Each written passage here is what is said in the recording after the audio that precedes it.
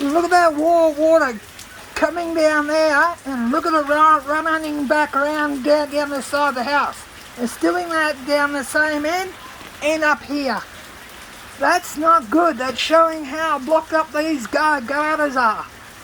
When it's doing that, that's going down right down there, going down underneath the foundations of this house. And that's not good. That's not good. Look at all this down here. Look at that there. Look at that. And our landlord does not give a red razoo about her property. Not one red razoo. Look at that fascia board. Right there, you can see where it's rotting out. She doesn't give a red razoo. All that's going down there and going through. It's just not good.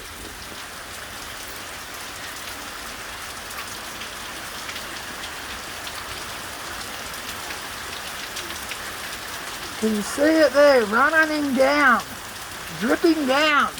That's how full and blocked up these gutters are. Bet you're doing that out the back too. Look at that there, where it's all running down. Look at it, look. Look at that. It's just pissing down there. Just pissing down, right down along there. How the landlord that doesn't care. Look at that. No wonder this houseman moves. Look at it. Look at that. Look at it. Full.